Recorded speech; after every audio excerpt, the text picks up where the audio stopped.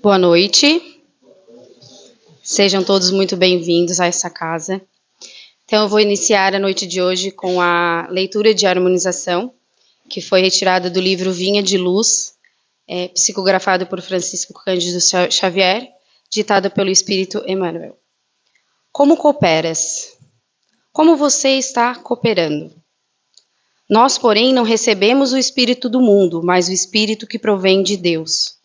Quando lemos essa citação de Paulo em Coríntios 2:12, percebemos que em qualquer época, o verdadeiro seguidor do Evangelho sempre se depara com um grande conflito.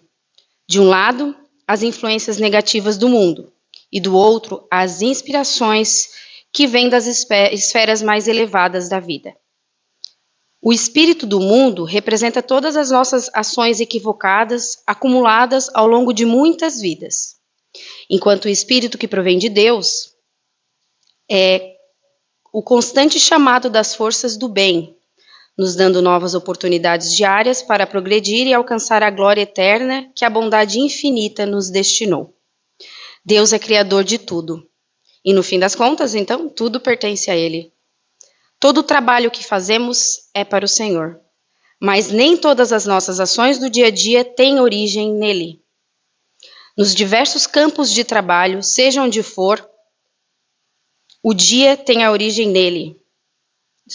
Nos diversos campos de trabalho, seja onde for, convivem a criação divina e a colaboração humana.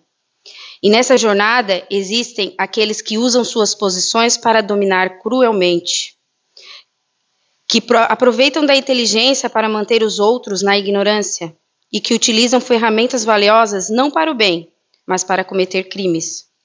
Tanto o cientista no laboratório quanto o marinheiro em meia tempestade estão trabalhando para o Senhor. No entanto, é essencial que cada um saiba como está realizando este trabalho. Devemos nos lembrar que há um serviço divino tanto dentro de nós quanto ao nosso redor. A favor de nossa própria redenção, é importante nos perguntarmos: estamos cooperando com o espírito inferior que nos controlava até recentemente? Ou já nos alinhamos com o espírito renovador do Pai Eterno?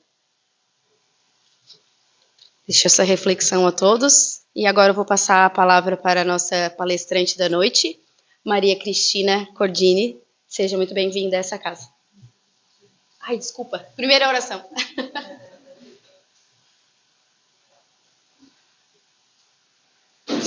Eu gostaria que vocês se sentissem bem à vontade, se sentissem acolhidos na nossa casa de prece, de oração, de meditação. Quero que vocês sentem bem à vontade, descruzem os braços, as pernas, sentem-se bem à vontade. Respirem profundamente, sentindo nessa respiração toda a paz, todo o amor, todo o equilíbrio que reina nesse ambiente e que a espiritualidade tão gentilmente preparou desde cedo para nos receber com todo esse carinho, com toda essa harmonia, com todo esse amor. Eu vou fazer algumas frases, vou dizer algumas frases, e eu vou pausar essas frases, e eu gostaria que vocês repetissem mentalmente essas frases. Enquanto eu repito, eu vou dar algum tempo para que vocês repitam. Senhor Jesus, contigo em nós converteremos as trevas em claridade, a dor em alegria,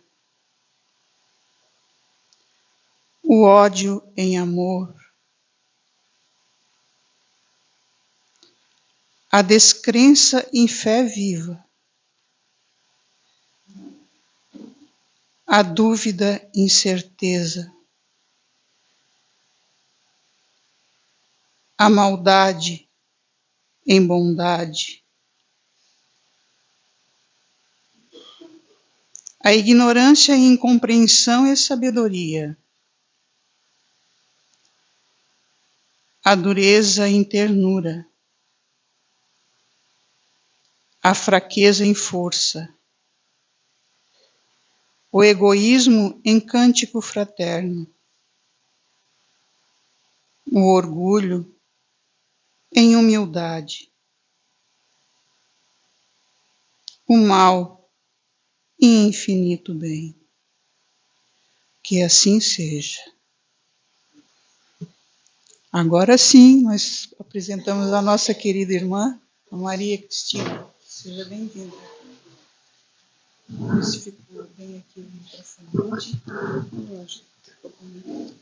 Obrigada. Boa noite a todos. É uma alegria estar aqui, poder dividir com vocês, compartilhar com vocês um pouquinho, né, que a gente consegue aprender na nossa doutrina querida. Eu acho que a mensagem de hoje meio que veio de encontro, né, ao nosso tema, né, a evolução de Deus. Já pararam para pensar como Deus evoluiu? Já ouviram falar na evolução de Deus? Eu também não, até ser inspirada para esse tema. Porque nós sabemos que nós, né, fomos criados espíritos simples e ignorantes, né? Ignorantes naquele sentido de não saber das coisas, desconhecer. Mas que a cada um de nós, Deus deu uma missão, né? Para quê? Para a gente se elevar, progredir e chegar mais perto dele. Não é isso? E chegando mais perto dele, a gente chega naquela felicidade pura que a gente tanto busca, né? Tanto procura. Nós chamamos de Deus a uma força, né? Um poder muito maior do que a gente pode imaginar, né? Assim, um Deus todo-poderoso. Mas como sabemos da existência desse poder, desta força? No sentimento que a gente traz aqui, né? Que Deus existe. Sendo assim, né, por causa deste sentimento que a gente tem aqui dentro, Kardec perguntou aos espíritos, na questão 5 do Livro dos Espíritos, que dedução se pode tirar do sentimento instintivo que todos os homens trazem em si da existência de Deus? E a resposta não poderia ser outra, né, de que Deus existe. Pois de onde lhes viria esse sentimento se não tivesse uma base? É ainda uma consequência do princípio de que não há efeito nós sem a causa, que é Deus. Então, a causa da nossa existência é Deus. Nós somos consequências da sua vontade em nos criar. E como é que nós vemos esse Deus? Ou como imaginamos que ele é? Ninguém imagina. Nós somos seres materiais, né? E como seres materiais, a gente tem que ter uma imagem, tem que ter uma referência. Tudo a gente pensa, imagina e pum, uma imagenzinha já aparece na mente, né? Principalmente a dona de casa, né? Tá lá na vassoura, varrendo, daqui a pouco, bem que podia ter um aparelhinho para me ajudar a fazer isso, aquilo, e o aparelhinho já vai se formando na mente, né? Até que um escorrega da vassoura, acorda e continua varrendo. Mas a imagem mais famosa que nós temos de Deus, né, está na Capela Sistina. Aquela no teto da Capela Sistina, pintada por Michelangelo. É um senhor de cabelos brancos, barbas brancas, simbolizando a sabedoria. mas com um corpo, com um físico forte, né? Mas simbolizando a sua força. A obra é intitulada A Criação de Adão. E a arte de Michelangelo, né? A gente não pode negar que ela é maravilhosa, né? Imagina aquela arte toda lá naquele teto. Mas como será que ele chegou nessa representação de Deus? De onde que ele tirou essa imagem de Deus? Será que Deus se materializou e ficou posando para ele? Aqueles anjinhos todos lá? Não, né? Michelangelo tomou por base os relatos bíblicos que descrevem a fisionomia de Deus. Mas aí a dúvida continua, né? Quem viu Deus para descrevê-lo daquela forma? Porque são tantos deuses na nossa história, né? Vamos dar um passeio no Antigo Testamento? O Deus de Moisés. Moisés, diz Kardec, revelou aos homens a existência de um Deus único, soberano, Senhor e orientador de todas as coisas. Promulgou a lei dos sinais, né, os 10 mandamentos, e lançou as bases da verdadeira fé. Mas Moisés anexou, né, juntou a esses 10 mandamentos umas outras tantas leis, que eu acho que está em torno de 600 e alguma coisa, né? Que ele apresentou ao povo como sendo também de Deus, como tivessem vindas de Deus. Por quê? Para conter pelo medo, pelo temor, né, a indisciplina do povo, que o povo adquiriu durante a escravidão no Egito. Moisés apresentou a ideia de um Deus que estabelecia um contrato, um conjunto de regras a serem obedecidas pelo seu povo, ou seja, apresentou os 10 mandamentos, todas aquelas leis que, se fossem desobedecidas, acarretaria um castigo, né? Então, Moisés apresentou um Deus que dominava pelo medo e castigava. Mas antes de Moisés, nós tivemos também o Deus de Amós. Amós compreendeu que a relação de Deus com o homem, embora severa, seria justa e nos apresentou o Deus de justiça. Mas como é essa justiça do Deus apresentado por Amós? Amós condena em nome de Deus a vida corrupta das cidades, as injustiças sociais, a falsa segurança posta em ritos, nos quais a alma não se compromete. Yahvé, ou Javé, ou Jeová, como queiram, soberano Senhor do mundo, castiga todas as nações, punirá duramente Israel, obrigado por sua eleição a uma justiça moral maior. O dia de Yahvé será trevas e não luz. A vingança será terrível. Então, a justiça do Deus de Amós era a justiça que castigava aqueles povos que ele julgasse pecadores. O Deus de Amós tinha um povo escolhido. Os outros eram pecadores, né? Então, Amós, o Deus de Amós, era o Deus da justiça parcial. Ele não olhava todos os povos do mesmo jeito. O Deus de Oséias. Oséias afirmou que Deus, na sua severidade, sabia perdoar os erros de seus filhos e nos apresentou o Deus de perdão. Mas Oséias projetou esse Deus de perdão a partir da sua própria história, baseado na sua vida pessoal. Vejamos. A experiência dolorosa do profeta torna-se símbolo do comportamento de Yahvé para com seu povo. Israel foi desposada por Yahvé, portou-se como uma mulher infiel, como prostituta e provocou a ira e o ciúme do seu esposo divino, o qual não deixa de amá-la, castigará, mas com o fito de reconduzi-la a si e devolver-lhe as alegrias do seu primeiro amor. Então, o Deus de Oséias era um Deus movido pelas paixões humanas.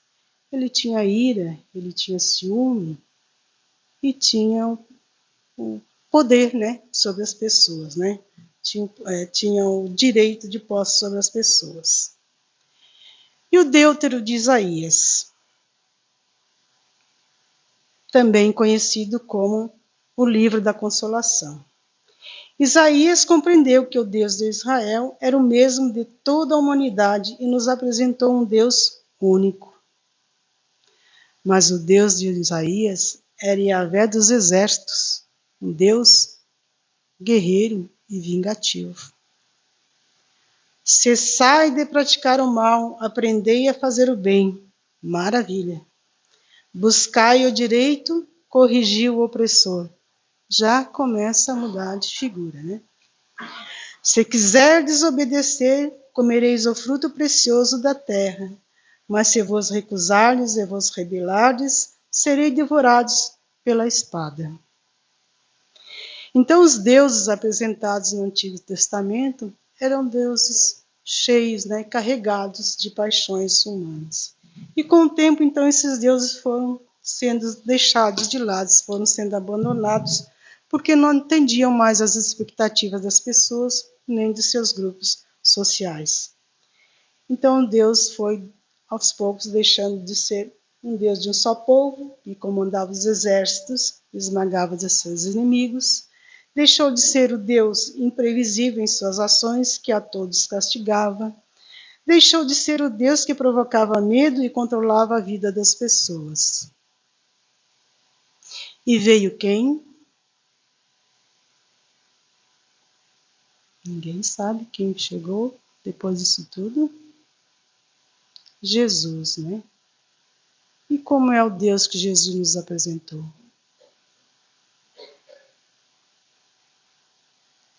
Um Deus único para toda a humanidade. Jesus nos apresentou Deus como um Pai justo, amoroso e bom. E Jesus nos exemplificou com suas ações que todos somos iguais perante esse Deus e que o amor é a relação básica entre Deus e suas criaturas. Jesus nos apresentou o Deus de amor. Mas eu acho que a palavra Pai deve ter feito uma certa confusão nas nossas cabeças, né? Na cabeça dos homens. Por quê? Primeiro, porque, como já falamos, o homem precisa de uma imagem, né? De uma referência. Então, humanizamos Deus. Segundo, porque qual é a lógica? Se Deus criou o homem à sua imagem e semelhança, nós somos iguais a eles, né?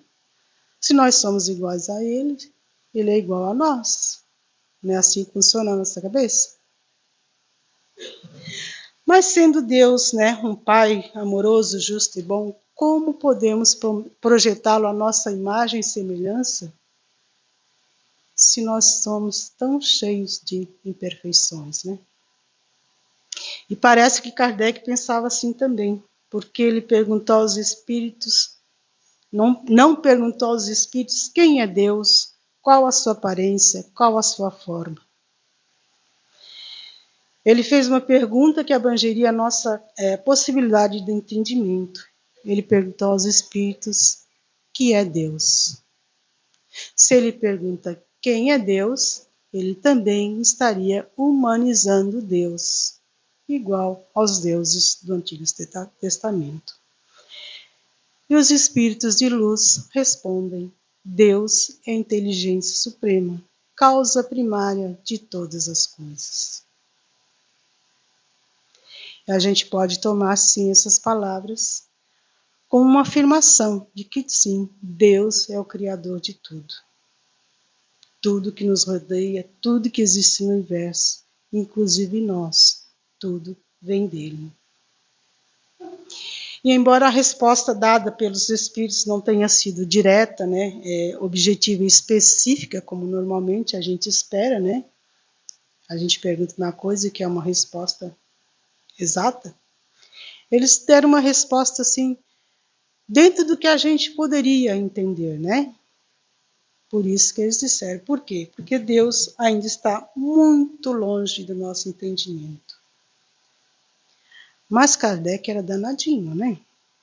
Tentando ainda tirar uma definição mais objetiva sobre Deus, Kardec insiste. Poder-se-ia dizer que Deus é infinito? Podemos dizer que Deus é infinito? Definição incompleta. Pobreza da linguagem humana, insuficiente para definir o que está acima da linguagem dos homens.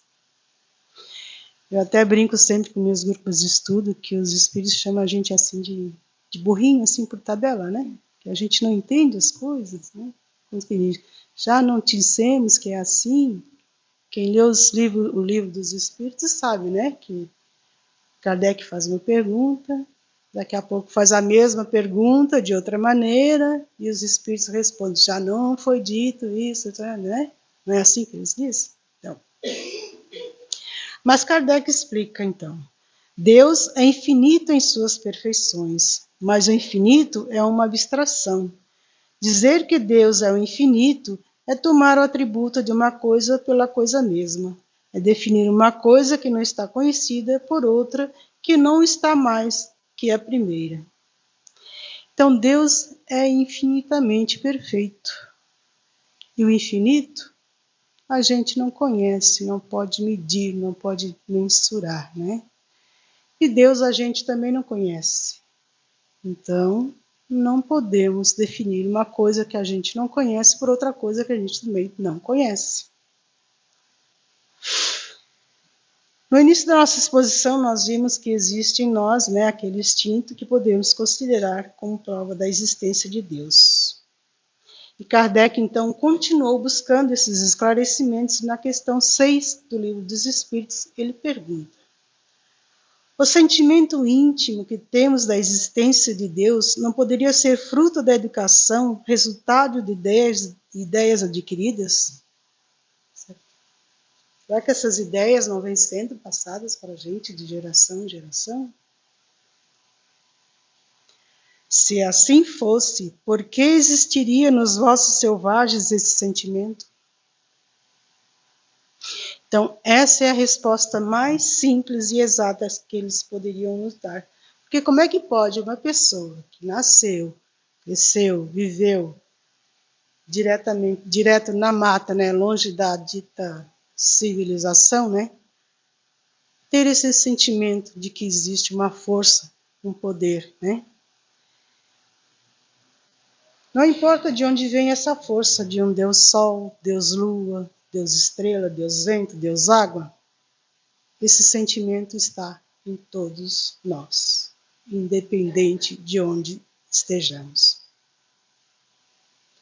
O lirismo de Leon Denis nos descreve as provas da existência de Deus da seguinte maneira. Eu acho isso maravilhoso. Deus nos fala por todas as vozes do infinito, e fala não em uma Bíblia escrita há séculos, mas em uma Bíblia que se escreve todos os dias, com esses característicos majestosos que se chamam oceanos, montanhas e astros do céu. Por todas as harmonias doces e graves que sobem do imo da terra ou descem do espaço etéreo. Falam ainda no santuário do ser, nas horas de silêncio e de meditação.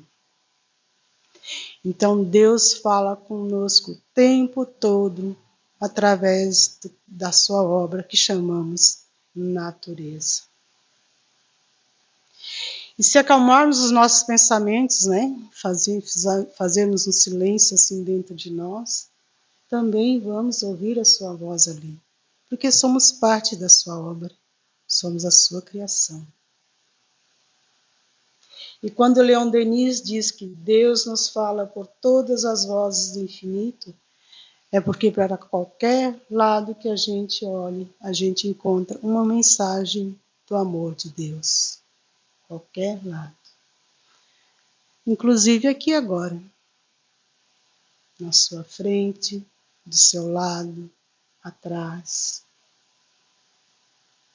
Tenho certeza que quem olhou para os lados, quem olhou para essas direções agora, viu uma mensagem do amor de Deus, não viu? Eu vejo na minha frente. Eu não vejo dos lados nem atrás, mas sei que estão ali. Tenho certeza que estão ali. Não tenho o dom de ver. Mas Kardec, né? Sim, provavelmente cheio de esperança de conseguir ver Deus um dia, né? Ele pergunta: será dado um dia ao homem compreender o mistério da divindade? Quando não mais tiver o espírito obscurecido pela matéria, quando pela sua perfeição se houver aproximado de Deus, ele o verá e compreenderá. Temos uma boa caminhada pela frente ainda, né? Por enquanto a gente só pode sentir e amá-lo do jeito que a gente pode, né? Sem compreendê-lo em sua plenitude. Mas como Kardec, né, ainda temos esperança. Tem uma historinha. Conta-se que Santo Agostinho mergulhara em estudos sobre Deus, perdendo-se em divagações profundas. Às vezes a gente faz isso, né? Certa feita, andando por uma praia, deparou-se com um garoto que, com uma caneca, retirava de um buraco, à beira-mar, a água. O que você faz aí, menino?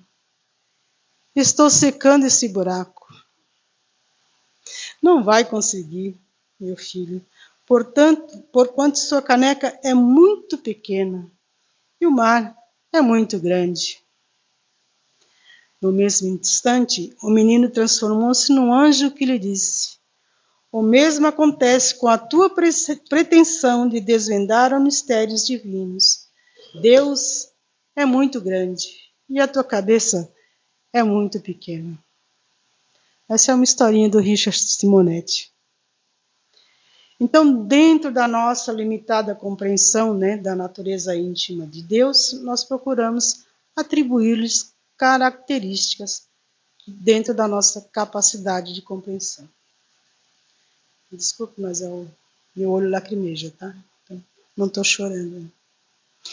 Então, a gente lhe atribui eternidade, infinitude, imutabilidade, imaterialidade, unicidade, onipotência, justiça soberana e bondade soberanas. Mas será que quando dizemos que Deus é eterno, infinito, imutável, imaterial, único, onipotente, soberanamente justo e bom, temos ideia completa de seus atributos? Essa é a questão número 3 dos livros dos Espíritos, a que os Espíritos superiores respondem. Do vosso ponto de vista, sim, porque credes abranger todos. Sabei, porém, que há coisas que estão acima da inteligência do homem mais inteligente, as quais a vossa linguagem, restrita às vossas ideias e sensações, não tem meios de exprimir. Como eu disse, né? Estão sempre chamando a gente de burrinho, né? Então, vamos analisar com Kardec as características, né, que atribuímos a Deus. Eternidade, diz ele. Se tivesse tido princípio, teria saído do nada, ou então também teria sido criado por um ser anterior. É assim que, de degrau em degrau, remontamos ao infinito e à eternidade. Ou seja, se Deus tivesse sido criado, ele não seria o Criador, né? Seria criatura, não seria Deus, porque haveria uma força maior, superior a ele. E Deus existe desde sempre. Imutabilidade. Se estivesse sujeito a mudanças, as leis que regem o universo, nenhuma estabilidade teriam.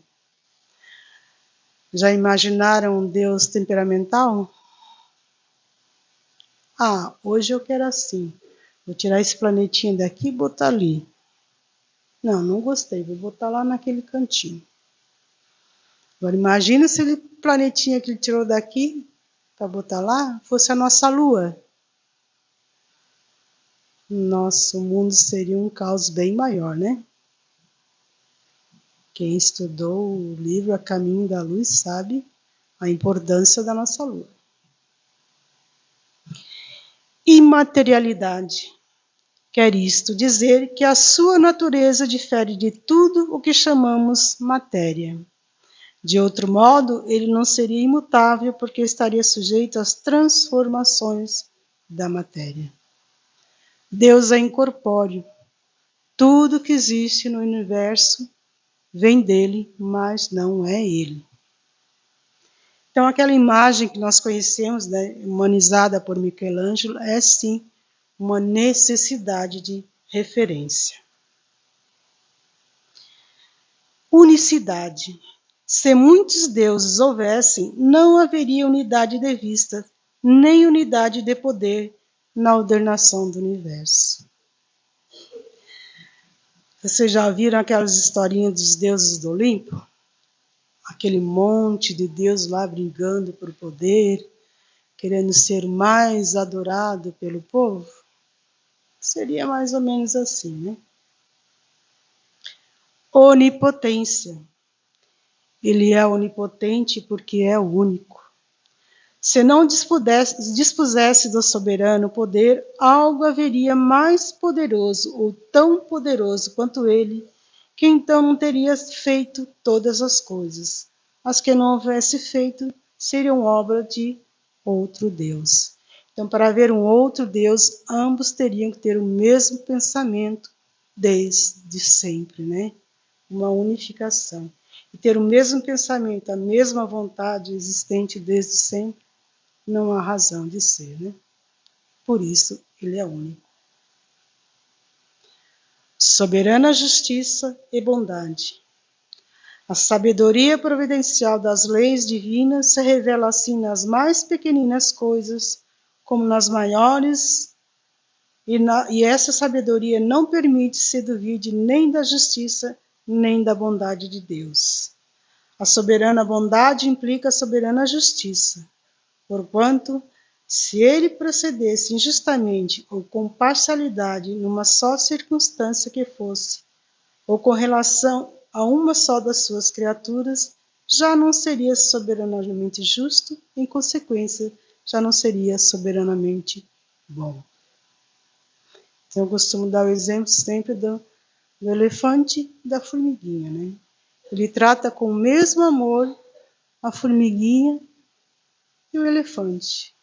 Não é porque o elefante maior que ele vai dispensar mais amor para aquele lá, né?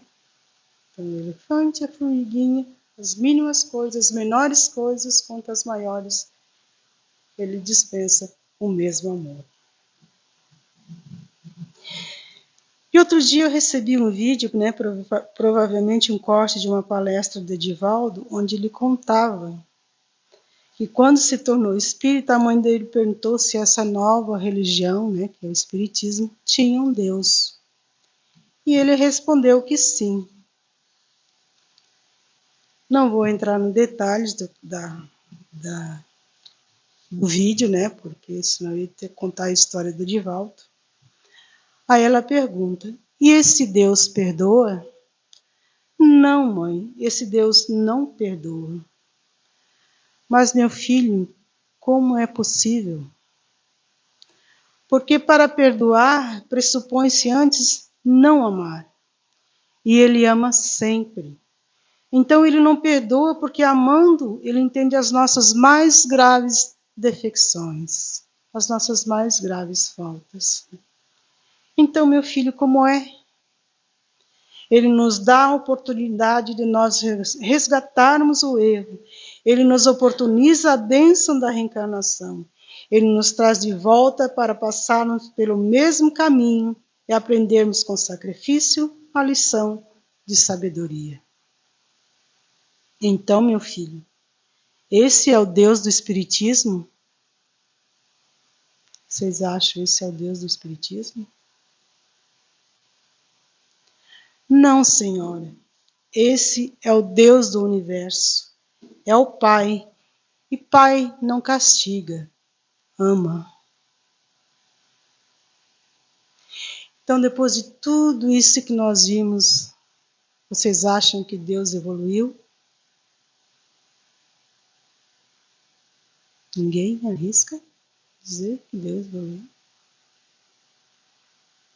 Não foi Deus, né, gente, que evoluiu, né? Fomos nós que passamos a vê-lo com outros olhos, né? Com os olhos do coração. E quem nos trouxe esse novo Deus? Jesus, que colocou em nossos corações esse Deus de amor, né? E eu gostaria então de encerrar. Foi rapidinho. Eu acho que foi rapidinho. Nossa, foi rapidinho. Com uma mensagem de Joana de Anjos, né? Que vem de encontro a tudo, toda essa evolução de Deus que a gente viu hoje. A mensagem está nesse pequeno grande livro. Filho de Deus é o nome da mensagem. Diz ela: multiplicaram-se através do tempo variados conceitos a respeito de Deus. Por mais complexos, sempre se tornaram insuficientes para expressar toda a grandeza do Criador.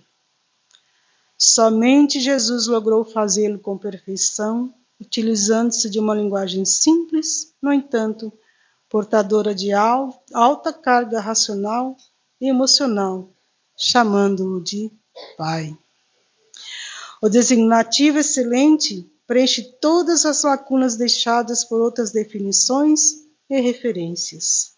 Deus é o Pai Criador, o genitor divino, a causa incausada de todos os seres, de todas as coisas.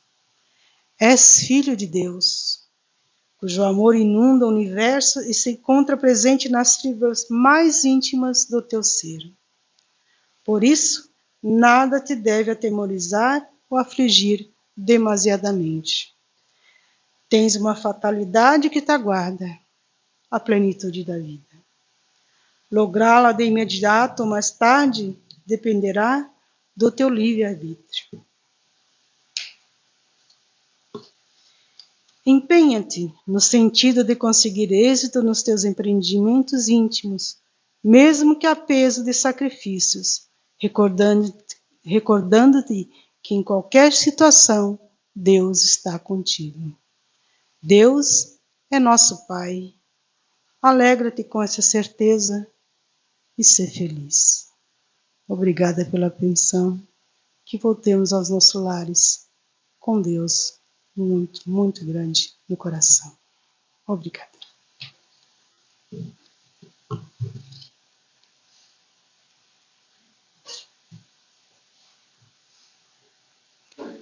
Com essas belíssimas palavras, levemos para os nossos lares essa reflexão que a nossa irmã trouxe essa noite e vamos sempre orar ao nosso Pai e agradecê-lo pelo seu infinito amor. Pai nosso, que estás em toda parte, santificado seja o teu nome, no louvor de todas as criaturas. Venha a nós o teu reino de amor e sabedoria. Seja feita a tua vontade acima de nossos desejos, tanto na terra quanto nos círculos espirituais. O pão nosso, da mente e do corpo, dai-nos hoje. Perdoa as nossas dívidas, ensinando-nos a perdoar nossos devedores com o esquecimento de todo mal. Não permitas que venhamos a cair sobre os golpes da tentação de nossa própria inferioridade. Livra-nos do mal que ainda reside em nós mesmos, porque só em ti brilha a luz eterna do reino e do poder, da glória e da paz, da justiça e do amor para sempre. Que assim seja. Nós agora passamos para a segunda parte das nossas atividades, que é a aplicação da fluidoterapia. Aguardem nos seus lugares que serão chamados.